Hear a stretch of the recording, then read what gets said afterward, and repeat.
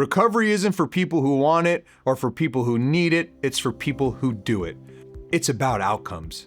Everything is about outcomes.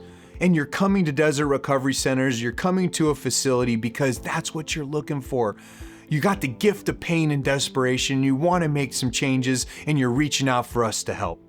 Following the curriculum, working in the workbooks. Guys, there's a reason why I have 15 clinical professionals that facilitate group, because we're looking for outcomes. But you have to do the work. You have to take the action. You have to follow the curriculum that we've strategically laid out to get the best outcomes, starting with CBT, leading into DBT, and ending with motivational interviewing, and then stepping you down to the next level of care that gives you the ability to practice those tools. But following the curriculum every single piece of the way gives you the best outcomes.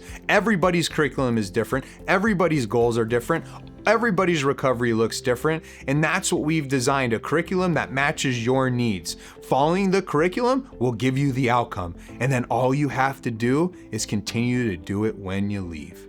Following the full continuum of care is going to give you that outcome. It's the best chance for success. We preach it every single day at Desert Recovery Centers. We start coordinating care day one at the residential. We're already talking about that next level. We're already getting prepared for it. We're already introducing you to the house, to the programming, to the staff, to the curriculum, because we know your best chance for success is to follow the curriculum and follow all levels of care.